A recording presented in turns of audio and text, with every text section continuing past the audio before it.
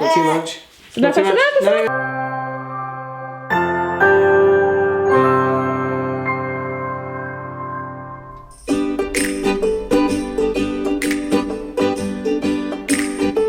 I managed to find some clips, and this is actually from a local supplier, and I'll put a link down in the description. They do all sorts of clamps and hose clips and things, and that's going to work pretty well because rather than just having these big heavy duty bolts, I can centre all these up and we'll slot them in, and I think it'll be absolutely adequate. And then I can just put a little self-tapping screw through the steel band itself just to lock it in. So I'm going to go along and put these in, and then we'll kind of slot our poles into these. And I might even put 2 of these per post. It's a lot cheaper than buying the proper clamps.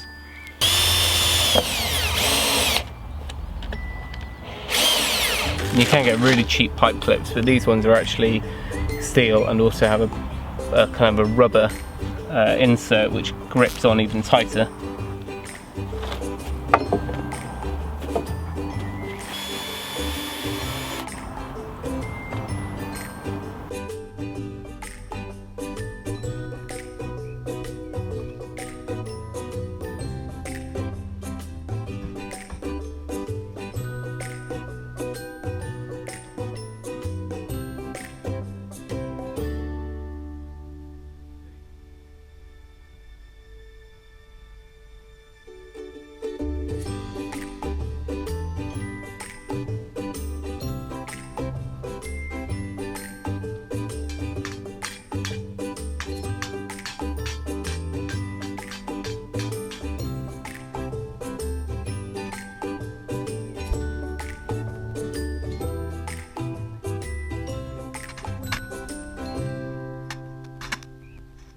So what are you doing, Eden?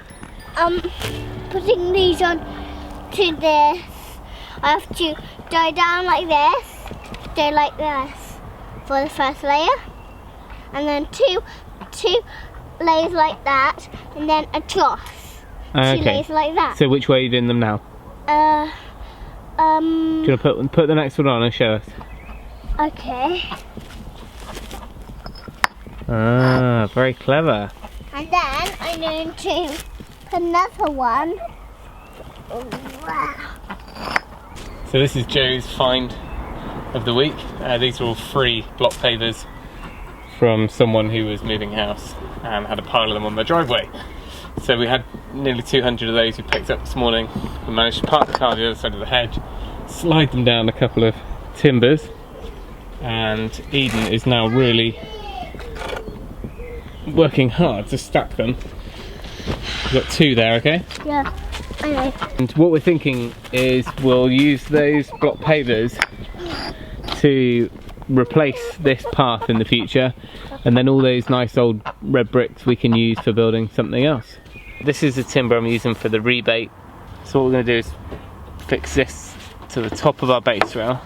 Polythene goes down over the top of that one, and then we hammer another one of these below it to clamp the polythene down.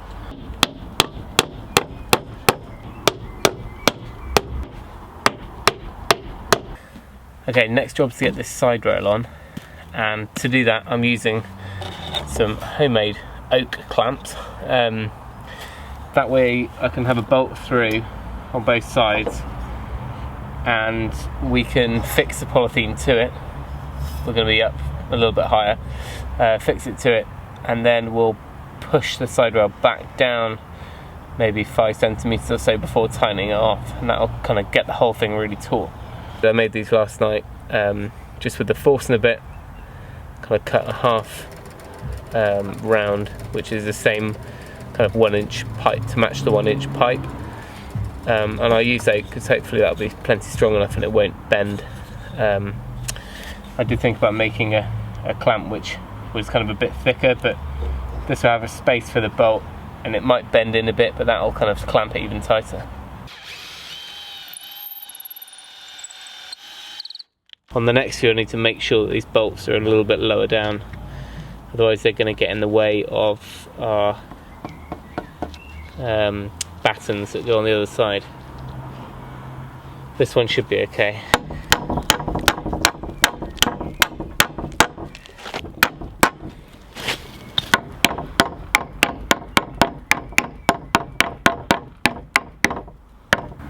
so we're not going to be anywhere near getting the polythene on today, unfortunately. But if we can get everything but the cover itself, so if we can get all the framework on, then I'd be more inclined to ask Joe or someone else to come out and give me a hand pulling it taut, because it's definitely a two-person job. I hope the clamping power of this is enough. It should be, but the nice thing is we could always loosen it off. If the cover ever gets a bit loose, we can tighten it back down.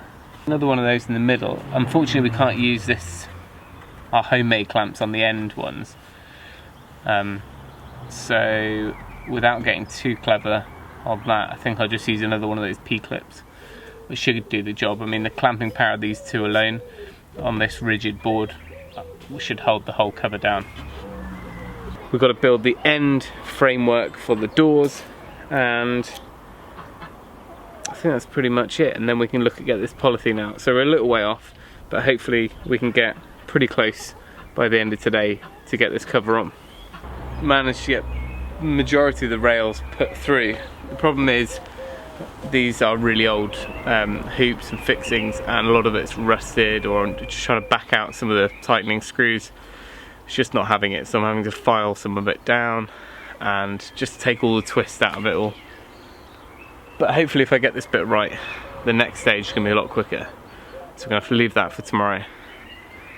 But it's about time for tea, and I think Eden is cooking for us tonight.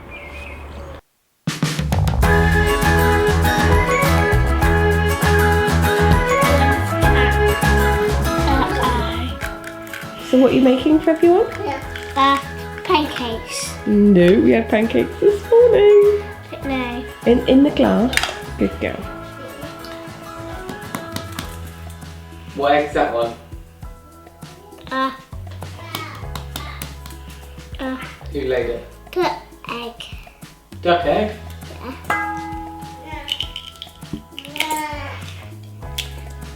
Making breakfast, lunch or tea? Tea. And who are you making it for? Everyone.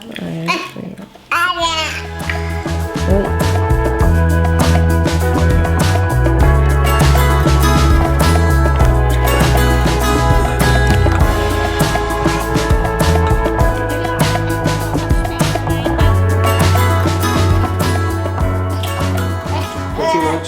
Not too much. No. Milky omelette.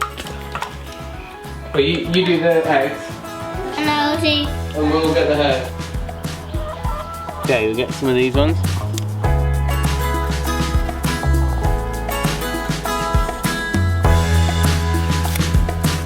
Yeah.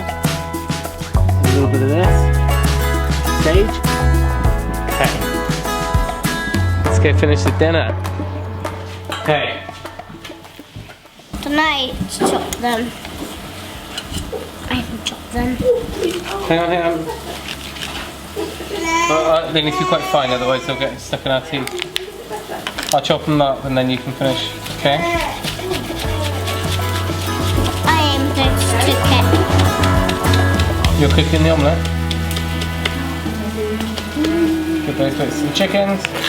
Right, you use your knife to do a little bit of chopping if you want to. We're going straight in.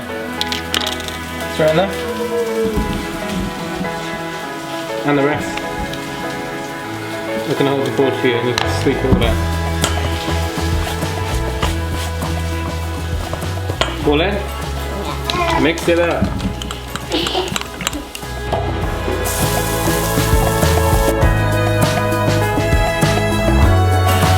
Right, be very careful. Only touch that handle, alright? And what are you cooking? Omelette. Omelette. Now see it's smoking, it's really, really hot, so we'll pull this in. Nice. Pour it in.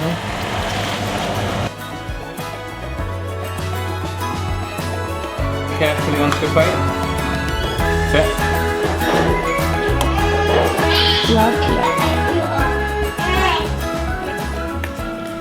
I like the egg. You like the egg in the omelette? That's good.